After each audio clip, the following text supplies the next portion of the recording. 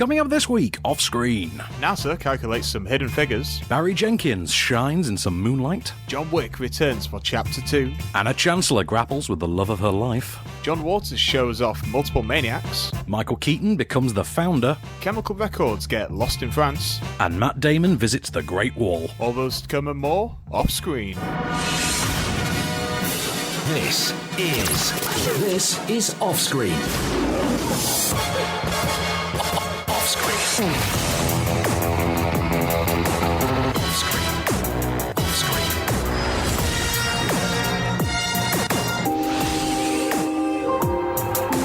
With the latest film news and reviews, this is Off-Screen, the on-screen radio show.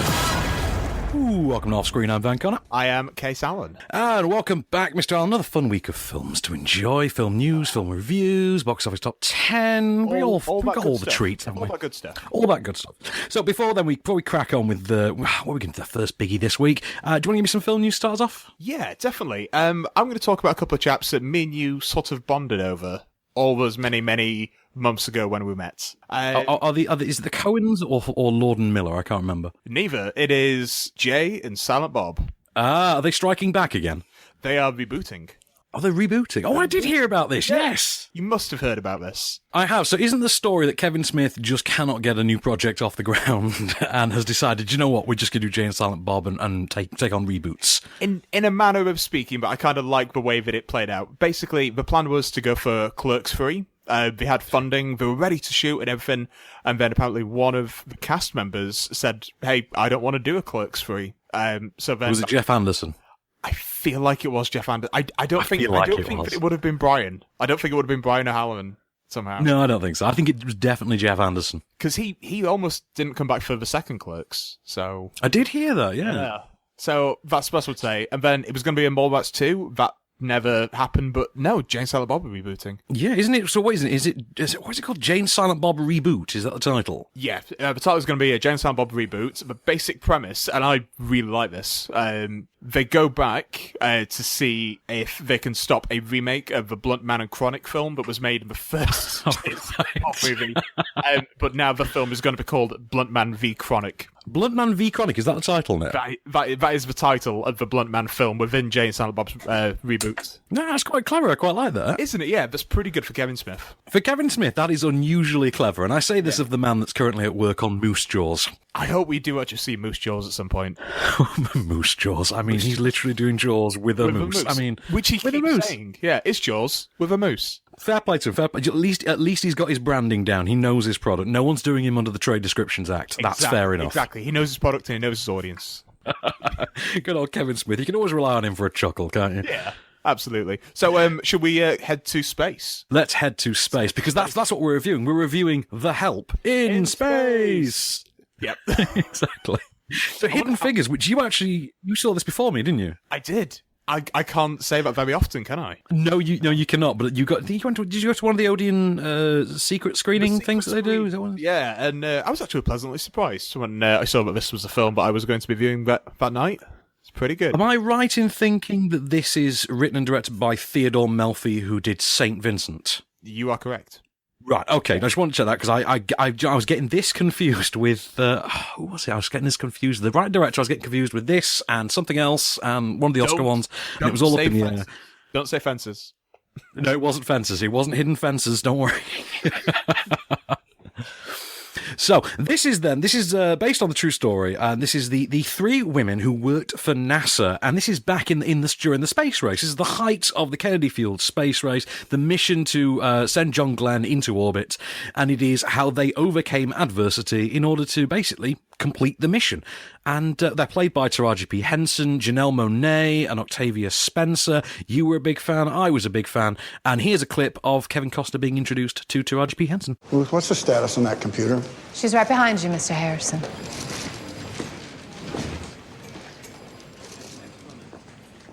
Does she handle analytic geometry? Absolutely. And she speaks. Yes, sir, I do. Which one? Both.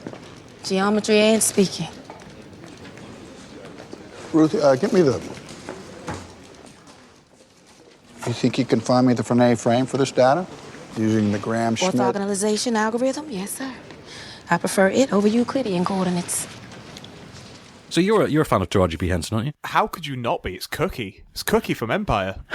I know. But this is the thing, you know her from Empire, I know her from Think Like a Man and Person of Interest, so we have our individual fandom.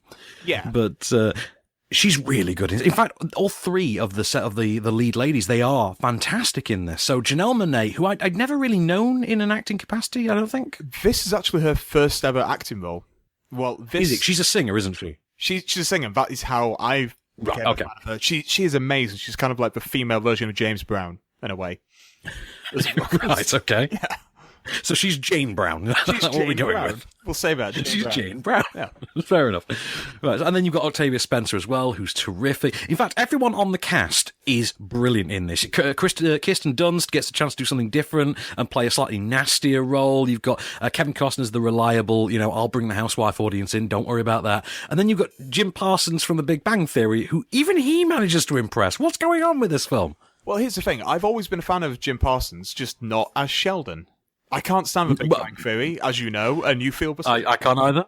Yeah, but I think it's awful. Exactly. It's just canned laughter all the time. But whenever he's in a film, I've always been super, super happy with what he's delivered.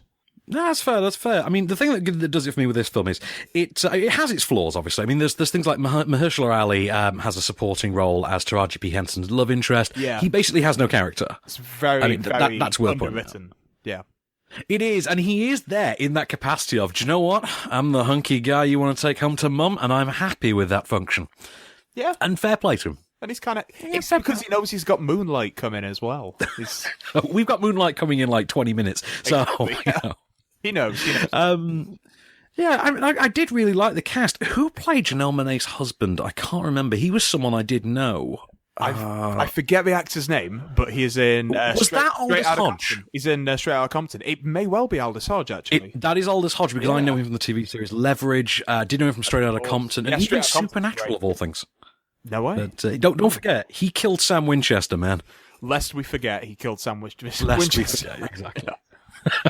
You don't kill a Winchester and live to tell the tale. Anyway, and he didn't either. But no, I did really like the film. I think those two supporting male roles are a bit underwritten. The film itself is a little hokey in places, but having said that, it's not trying to be too challenging about it. No. It really doesn't have much of an ambition more than we're doing The Help again, and this time it's with NASA. Yeah, and we're gonna go to space. Yeah, it's a little bit movie of a week-ish, but it's enjoyable enough, and it's frothy when it needs to be, and it's got good serious tones in other places, and yeah, all in all, it was definitely a good time.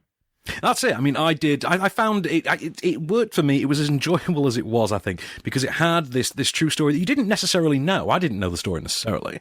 No. I knew that there were these women. There was an episode of Timeless recently that brought up the story as well, and I had never read the book. I didn't know the full extent of it, and I was impressed by it. It did feel a little bit filed down, a little bit sort of edge free, a little bit unchallenging. But having said that, it worked as a sort of this year's Help. Yeah, there's usually Help at least every 2 years, isn't there? There really is, and as far as Oscar contenders go, this is the frothy, this is the strawberry milkshake of the equation. Let it in there, let it have its time to continue frothing, and you'll enjoy it, and that's fine. Yeah, I completely agree.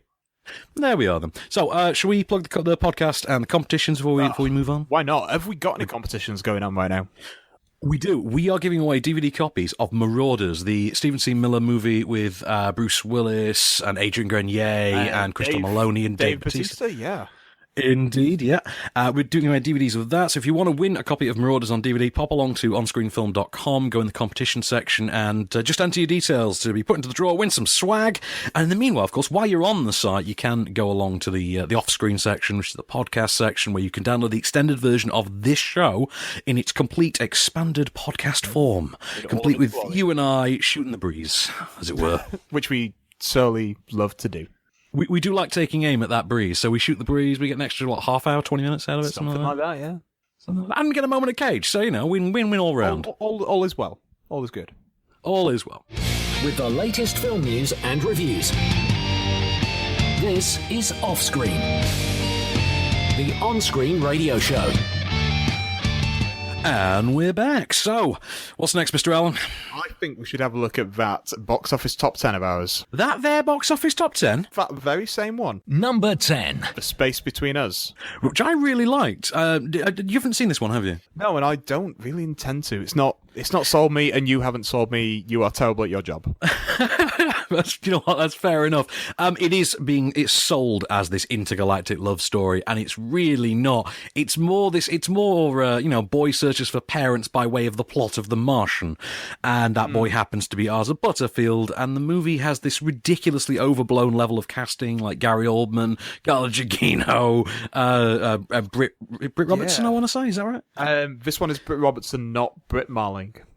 Not Britt Marling. Okay, I get the two young blonde actresses confused. I apologise, but no, I liked it in spite of what it was, because it was a film that had its heart firmly set on becoming the sort of Earth to Echo, monster trucks type, child narrative, this young adult type narrative, and it worked for me. It sold me. I liked the sort of dozy, sort of goofy sci-fi romance aspect of it. I liked the whole road journey, the whole kid comes home kind of idea. It worked on me, but I accept that it's really better off aimed at a young adult audience and not really a sentient adult. That's the nicest thing you've ever said to me. Number 9. Rings. I've not seen it. Have you seen it? Do I really look like the kind of person that's going to go see this film? Well, no, but you look like Jeff Goldblum having a weekend off. I mean, that's not really, a same Jeff Goldblum thing. really letting his hair down. Really letting his hair down in full curly mode. But no, I've not seen it. I'm not paying to see Rings. They're not going to pressure it. I'm not reviewing it. The end. Let's move on. Number 8. Hacksaw Ridge, which I watched again last night. Did you see it again? It's awesome, isn't it? Isn't it, though? It's just, yeah. I just had a real craving to watch it last night. It is this. I think it almost counts as the new Private Ryan. It's got some great performances. It's got a director with real action chops. I mean, who knew Mel Gibson would turn out to be a good action director? Who knew Mel Gibson was going to be welcome back to Hollywood? I know. Apart from hey, you. Well, you say that. If you were a member of the Church of Scientology, he'd have been doing Cheerios commercials in 2007, and we would know none of this. I feel but like still, you had some kind of like Ava Maria style like shrine to Mel Gibson in your house with like candles and a picture of Richard Murtaugh. There's a mannequin with the Mad Max costume on it in my office. That's clearly what it is. But no, I liked Hacksaw Ridge, and I liked the performances, and I really, really loved his directorial chops in this. He really brought the carnage, but at the same time didn't skimp on the human drama at the centre of it all. And I thought Andrew Garfield really brought that home for me. Yeah, absolutely. Totally agree. Number 7. Split. Which is surprisingly popular, isn't it? Like, ignoring the fact that it's at number popular. 7.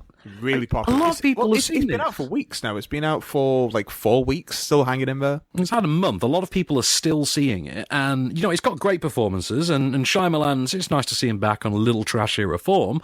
But the film isn't that good. And there's more interest in its potential sequel than there is itself. And that kind of thing, that's a bit of a disappointment. Number 6. Lion. Which I adored. I mean, I can't tell, did you get to see this one? I can't remember. I have seen this one, yeah. I can't remember whether I told you my thoughts on it. I really, really... Did you love the dev? Loved it. I loved the dev. So happy when he won Best Supporting Actor at the BAFTAs. Just... Good for him on that one. Good for him, yeah. I feel like it was one of those kind of sure bets, because he's a Brit and that kind of thing. But yeah, really good. Really, It was like, Daniel Blake winning BAFTAs. Who'd have thunk it? I know. Absolutely. Yeah, bonkers thought. Shocked. But no, I liked Lion. I like that Nicole Kidman supporting role. I think she's very good in a minimal role. Actually, I thought David Wenham made a sizable impression in a small role as well, actually. I've never not liked David Wenham in anything. I always like him. Van Helsing? Even Van Helsing, especially Van Helsing. He plays that, like, You know what? spineless goon just right. You know what? There's nothing. Once someone's defended anything to do with Van Helsing, that's kind of where the conversation ends. Other than go and see Lion, it's great. So then, shall we? You got some news for me before we do Moonlight? I got some news. I got loads. What you got for me? What you got for me? Oh, what can I give you, sir? I will tell you that we have a director for the Batman. For the Batman, do we? Okay, go on. Who is it? Is it Terry Gilliam? No, but how much money would you pay to see that? I would give them all my money to see Terry Gilliam direct a Batman movie. In fact, man, no, you Alex wouldn't, 'cause Proyas. you can't say that. You're a critic. You can't say anything nice for Alex Proyas. That's not allowed. No, that's true. Alex Proyas did condemn us all to death, didn't he? Absolutely. And as far as a Terry Gilliam directed Batman, he'll be attached to it, and then he'll try to get it in production, and then they start shooting, and then they won't actually film it, and Next thing you know, it's 25 years later. Exactly. But the man who is going to be taking over the Batman is Matt Reeves. Oh, that's good, isn't it? Yeah, I'm a big fan of Matt Reeves. Yeah, I am as well. So because he's done the third in the Apes series. Well, he did Dawn of the Planet of the Apes. He's done War as well, hasn't he? War for the Planet of the Apes. He did Cloverfield with JJ, and he did Let the Right One In. Yeah, remake, isn't it? Let Me In, which I actually really liked. Really enjoyed that one. Confession: I have never seen the remake. I have only ever seen the original. Check that remake out. I feel like it's one. I think I shall. Yeah, I feel like if that came out first, if it was kind of reversed, I feel like it'd still get the same kind of attention. Okay, so he's going to take over Ben Affleck as the director of The Batman, then. He is indeed, and hopefully we'll finally see this bloody film.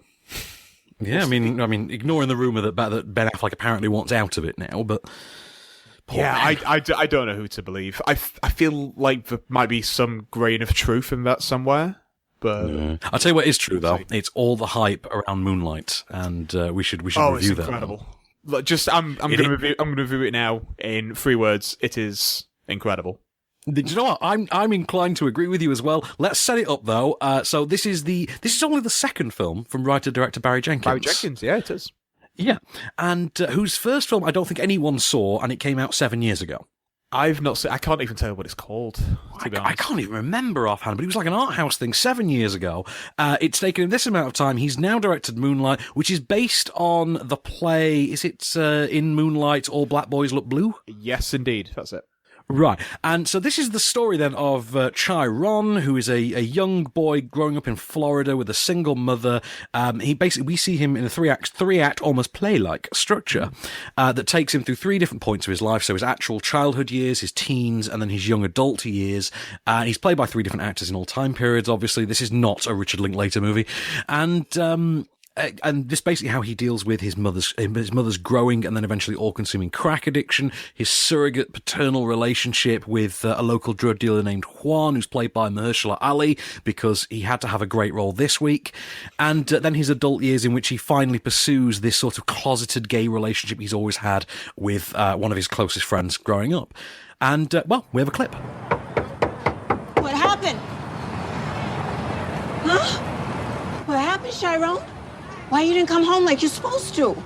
Huh? And who is you? Nobody. I found him yesterday. Found him in a hole on 15. Yeah, that one. Some boys chased him in the cut. He scared more than anything. He wouldn't tell me where he lived till this morning. Well, thanks for seeing to him. He usually can take care of himself. He good that way, but...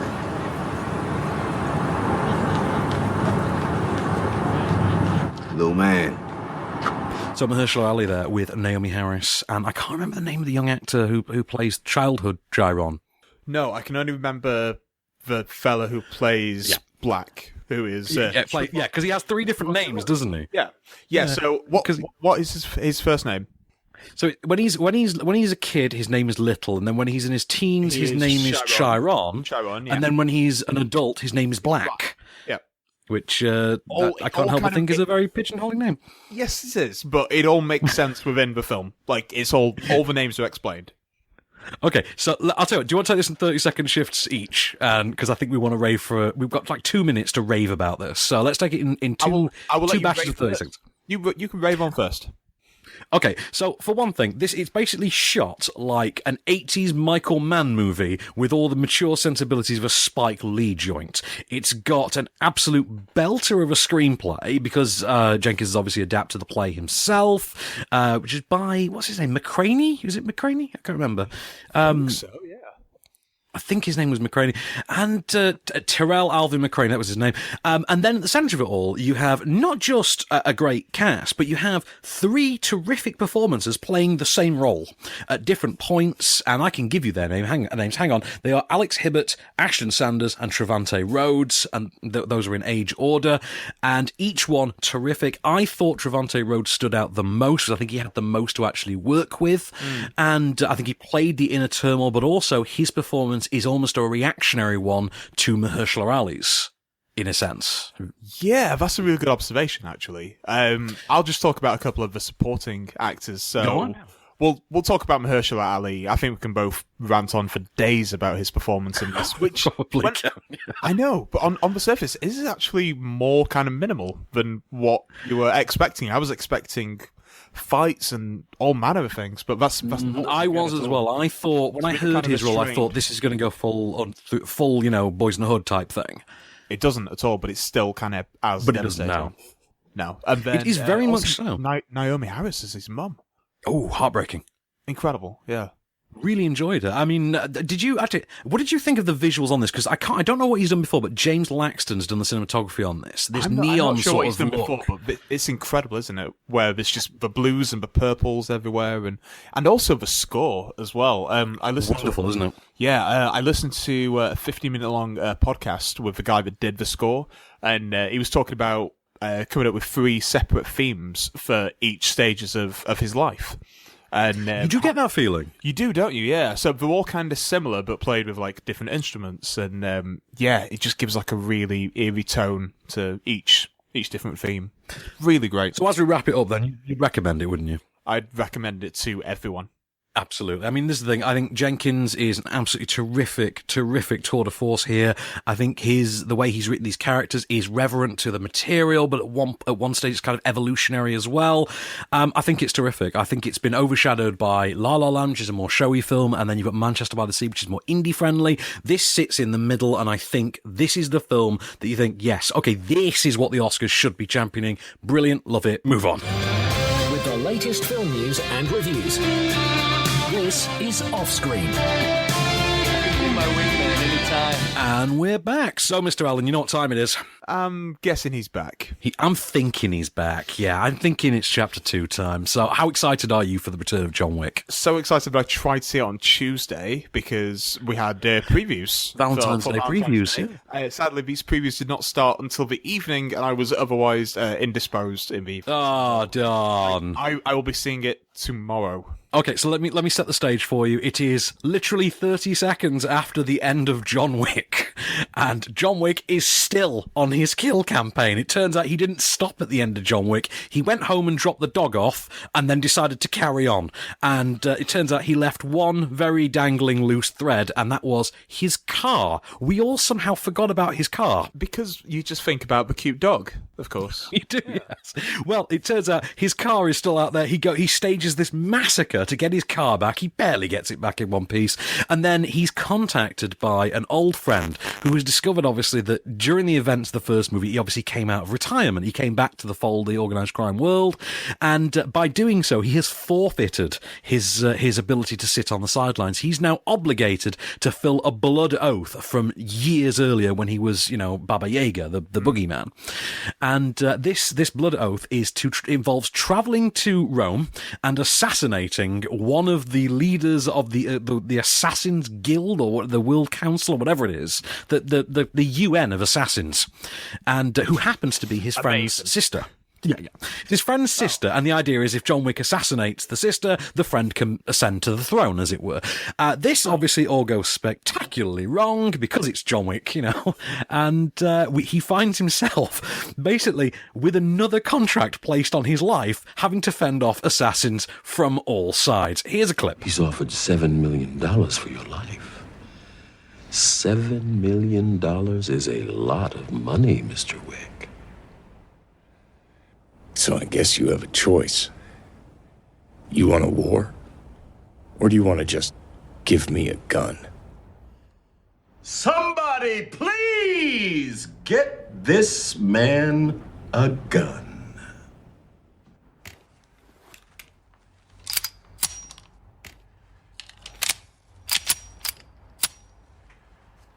Let's go. Your descent into hell begins here, Mr. Wick. Earl will guide you. Do be careful on your way down. Oh, and remember, you owe me. You don't want me owing you. So he's back, and he's still awesome. Good. That's all I really need to know. There's this thing with action movies where you get a really good one, and then they do a sequel and they drop the ball spectacularly. So, you had Taken, and then you had Taken 2. Taken 2, and then you had... talk about. We try never to mention, let alone Taken 3. And then you have The Raid, and then you have Raid Berendal, and it's just not as good. And Not as good, but I would never compare Raid 2 to Taken 2. Oh, no, different quality levels, but I'm saying it's still a disappointment compared to the predecessor. It's because those films in particular, they were such surprises in the way that the first John Wick is. Exactly, and this is the thing. So John Wick turns out to be, it's a better sequel than either of those two movies. It's a better movie full stop than either of those two sequels. And yet, it's still not quite a patch on, the hyper-violent ballet that is John Wick. And it's... Right, Keanu Reeves, not missed a step. He's still the same great Keanu Reeves, stone-faced, three-piece suit-wearing killing machine that he was. And he really sells it. But the problem you've got this time is, right, they're expanding the world of John Wick, but in doing so, they've kind of lost the fun and the energy of the first one. It's still really good, but it doesn't flow quite like the first one did. The first one was just like a really, really breezy, fun weekend. Yeah. This feels like John Wick having, a week where he's got to stop for lunch and, he's got to remember to pop to the post office and, yeah, you know what I mean? He's got a few odd jobs to do. Exactly. I mean, the new cast members are all quite good. You got Lawrence Fishburne, who, as you can hear from the clip, is really hamming it up. Someone get this man a gun. You've got Common, who I swear to God, if he couldn't make his case more for the Green Lantern if he was trying to. You've got Ruby Rose, who's basically mute in the movie. Actually does all her communication through sign language and is fantastic. And then the weirdest one of all, Franco Nero turns up. Can't figure that one out. Franco Nero turns up as the Italian equivalent of Ian McShane. And it's not until you see them both in the same film that you think, actually, there is a kind of passing similarity. And, yeah, fair enough. Yeah. But there is fun to be had. That's good. That's all I really. Yeah, really. I mean, Derek Kolstad, Chad Stahelski, they're both back. So writer-director, both back. They know what works for them. They try to play up to it as much as they can while still simultaneously living up to the expectations that the really successful first one set up. But at the same time, it's one of those, it's like, if the first movie's a 9 out of 10, this is 7.5 out of 10. Okay, which is still better than a lot of action sequels. In fact, all action sequels. I'll tell you something, it's the best sequel Keanu Reeves has ever been in. That's true, and also, is it the 8th time that he's played a character called John as well? I think it is. It's just his default name. Yeah, it's weird. I swear to God, I'm waiting for him to turn up in a movie as John Everyman. Keanu Reeves as John Everyman. I swear to God, it's going to happen. Yeah. But no, that's the thing. There's going to be a lot of discussion about why it isn't as good as the first movie or why it's better. I think, and I quite like that about it. I like that it is a discussion-worthy action sequel because how often does that happen, really? Not very often. So here you go. Meet the rare case. And it's got a cute dog and it's got a great car and it's got John Wick being John Wick, and that's always fun, it seems. I can't wait for the third one, because there is clearly a setup for the third one. You cannot mistake it for anything else.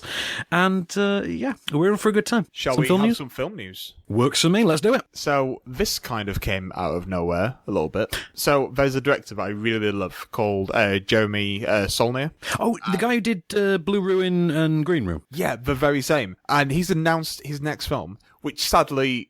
there's not got a colour in the title. Oh, no. Because I kind of thought that was just going to be his thing. I thought we were going to have... Red Devil surely has to be next. Devil, I mean... Purple Monkey. Just have a colour in every film. Why are we all going with animals and mythical creatures? I don't know. But... I have no idea. But he has announced his new film, which is going to be called Hold the Dark. And that's got a really, really impressive cast. I don't know if you've heard about it. Is this the one? Is it Jeffrey Wright, I want to say? It is, yeah. It's Jeffrey Wright, Alexander Skarsgård, and James Badge Dale as well. Oh, I like James Badge Dale. I've liked him since... Me too. He was in 24 years ago. He was, and he shows up in Iron Man 3, and I kind of wish he had a bigger part in that. I wish he had a better character in that, I'll be honest. Absolutely, yeah, me too. He's also in Flight. He's really good in Flight.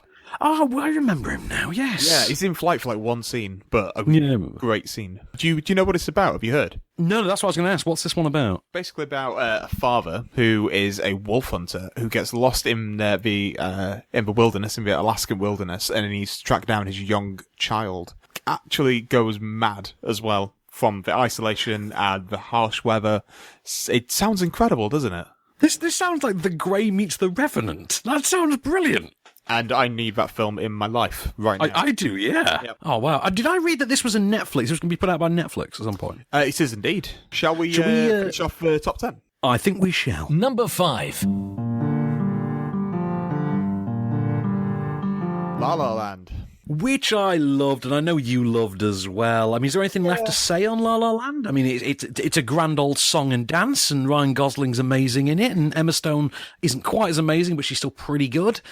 I feel like everyone's seen it now. It's great. Go see it again. Number 4. T2, Trainspotting. Which I enjoyed, but I didn't enjoy it as much as I wanted to. Still haven't seen it. You'll get there eventually. I mean, the thing is, it is a film about the ennui of middle age, because that's the age its characters are now at. And given that the first movie is all about that ferocious, just unencumbered energy of your 20s, the idea that the second movie kind of takes this energetic slump, it is at once both clever and at the same time disappointing, because I know you want more of the same. I mean, it's the anti-John Wick in that sense that John Wick ups the game. This kind of dulls the energy down, but it does it for a very integral artistic reason, and you can respect it. You can respect the film for it as much as you can be disappointed by it. But you know what? It's still got a great soundtrack. It's still got all the characters that you love back. Danny Boyle's still a great director. His closing shot of the movie is an absolute belter. And I still really enjoyed it, in spite of my misgivings. Number 3. Sing. Which is exactly what you would expect of an animated X Factor movie with a celebrity voice cast and talking, singing animals. It's like, here's Scarlett Johansson singing a rock song. Here is Reese Witherspoon singing Taylor Swift. Here is Nick Kroll singing. It's that as a movie for like a weirdly long runtime. Actually, it's like an hour 45, which I didn't quite expect. But you know what? I enjoyed it. It won me over, and I thought actually it's kind of charming. It's not going to set the world alight or anything, but it's charming enough. It's good enough. Number 2. 50 Shades Darker. Which is absolutely dreadful, to a degree that you honestly wouldn't believe. And I'm not saying this in that snobby, it's mummy porn kind of thing. Not in that way. No, because, I'd rather we were back in the 90s when smut used to be bookended by David Duchovny talking to camera. But this is a film so spectacularly bad that, unlike the Twilight series, where the central two, would be ill-fated lovers, at least kind of believed in the project, in this movie, they can't be bothered. They've got awful dialogue. They know it. They know that awful dialogue is being peddled to them by the author's husband, and the author seems to now have complete control. So, noticeably, there's a shift in the characters. So, Christian Grey, for instance, one of the worst human beings in the history of humanity, just absolutely plays like Buffalo Bill in a three-piece suit. Oddly enough, Buffalo Bill had more charm. Dakota Johnson is just walking through this film like she's somehow a mobile coma victim. The soundtrack narrates the film to a degree that is condescending even to children. How many times does Crazy in Love play in this film? It doesn't actually play in the film. That's the strange part. But there's loads of these. There's like a Zayn and Taylor song, I'm told. Okay. I saw this because they didn't press show it. I saw it in a public screening. I was sat next to a woman in a #LatersBaby t-shirt who was reacting to every scene in the film as if it was the second coming of Rogue One. And it was 118 of the longest, most awful minutes of my life. It made the first movie look genuinely great in comparison. Zolman King is spinning in his grave. E.L. James, I genuinely hope, is, is slicing vegetables with the endless checks she's getting from this. James Foley cannot be bothered to even make this look credible anymore. This looks like it's been put out as a movie of the week. And at the end of it all, it ends with this Back to the Future 2 style setup for the third one, where you're just like, I guess we're all going to be back here in a year's time, and I'm probably still not going to care. It's not 50 Shades Darker, it's 50 Shades Duller.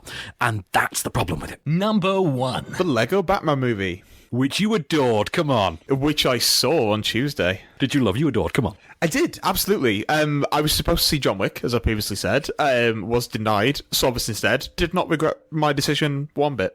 It was great. And you absolutely shouldn't. It was terrific. It was so much fun. It turned out to be the best Batman movie in 6 years. No one expected that. Will Arnett now has a permanent place in the pantheon of great Batmen. I think it's my favourite Batman since Dark Knight, which is great. Quite possible. Yeah. I mean, it's got such a great sense of humour. It really knows the Batman mythology. It has a lot of fun with it. But at the same time, you can actually, in a very weird way, sit and take it seriously. Absolutely. It's got a really good message to it as well, beneath all the satire and all the parody and all the fun. Everything is awesome when you're part of a team. Yeah, or family in this case. So, you know what? Bring on Lego Movie sequel, Lego Movie 2, whatever it's going to be called. I'm waiting, and I couldn't be more looking forward to it. With the latest film news and reviews. This is Offscreen, the on-screen radio show. And we're back and dancing. So, Mr. Allen, where shall we take the show next? I think we should take it to the film news. I'll just give you a little taste, just a little something. You're a real pusher, aren't you? The first taste is free. Yeah, and then you've got to buy all of Jurassic World 2 because we have another cast member. Do they? Who is it this time? Ted Levine. Levine, who played the realistic version of Christian Grey in Silence of the Lambs. I thought you would enjoy this news. Yeah, absolutely. Yes, Ted Levine then's joined Jurassic World 2. Brilliant. Okay, who's he playing? Do we know? We've not said, but this cast is coming together quite nicely, and I'm really, really happy with the director as well. J.A. Bayona, who did Monster Calls, isn't it? Which is already one of my favourite films this year. Oh, yeah, definitely. It's one of those that you kind of knew the minute you saw it. This is clearly going to be in the top 10 of the year come the end of the year. Yeah, absolutely. Jurassic World 2, this is sounding incredible. So we've already got, obviously, Chris Pratt is back, Bryce Dallas Howard is back, Toby Jones has joined it. Oh, Rafe Spall's in it as well, isn't he? And also Rafe Spall, who is no doubt playing either some kind of, like, slimy lawyer or British diplomat guy. Who seems a bit off-putting at first, but actually is kind of charming. Because that's what happened in Roadies, and Roadies was a great show. We both enjoyed that show way, way too much. I know. But yeah, I'm looking forward to this. Me too. Right, can you tell me about Ray Kroc? I can tell you all sorts about Ray Kroc. I've had a fascination with Ray Kroc since 2004, so I can tell you everything there is to know about Ray Kroc. Fantastic. So this film is The Founder, correct? This is The Founder. This is the film I was getting confused with Theodore Melfi, because this is John Lee Hancock, who did Saving Mr. Banks. Yep, absolutely. Let me take you through it by the numbers. So basically what you've got is the story of McDonald's. Not the founding of it, but the actual rise of McDonald's to prominence. Because I don't know if you're aware of this story. McDonald's existed as a solitary burger outlet using the format that we now know and love, although they didn't have places that you could sit at the time, in San Bernardino, California. One day, a milkshake machine salesman named Ray Kroc shows up because they've ordered 8 milkshake machines, which was basically unheard of at the time. He turns up to find out why anyone would want such an insanely large number, and then he meets Dick and Mac McDonald. Do you know who's playing any of these characters so far?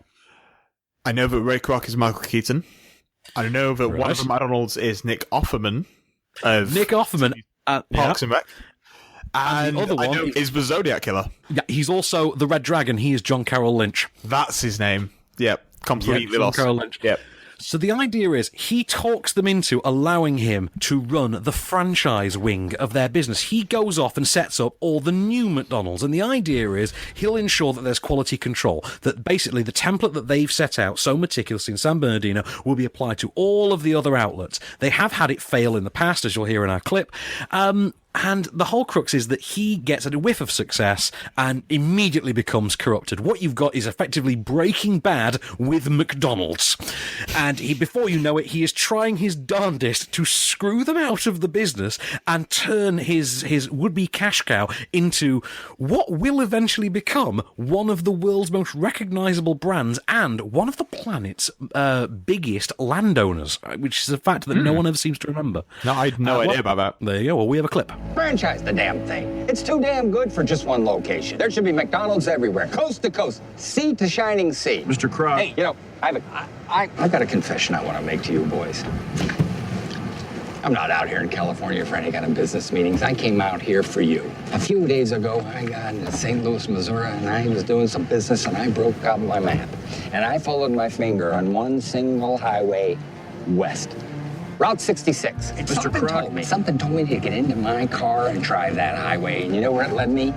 right here, right smack dab here, right to this unbelievable establishment. And when I saw these lines to your whole operation and I tasted your product, I knew what needed to happen.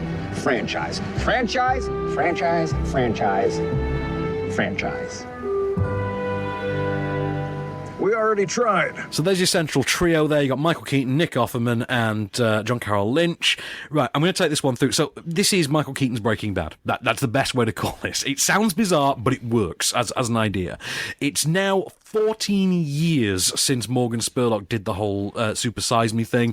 So welcome the Golden Arches back to the screen. It's 14 years. That's insane. That was a great film. It was a very good film. What you've got here, then, is to say John Lee Hancock seems to know the Breaking Bad idea, and he's pulled it off miraculously through the aid of, first of all, a really good script by Robert Siegel, who, if you're not keeping track, also wrote The Wrestler years ago. Oh, yeah, the Mickey Rourke film. The Mickey Rourke would have been Nicolas Cage, Darren Aronofsky movie, yeah. I can't believe Nick Cage was going to be in that at one point. The world is a much poorer place for not having that film. I know. I guarantee you he'd have won the Oscar for that as well. Yeah, he's already got one. It's fine. One's enough for the Cage. Anyway, so this you've got the writer of The Wrestler, you've got the director of Saving Mr. Banks, you've got the period piece setting that's not a million miles removed from Saving Mr. Banks as well, and you've got that same kind of jovial, irreverent tone going on, but at the same time, this Breaking Bad storyline, and it's brilliant. It really works. You wouldn't think it does, but it does. Nick Offerman gets to kind of play against his type, against the sort of Ron Swanson role that he's just so known for now in all of his other little appearances.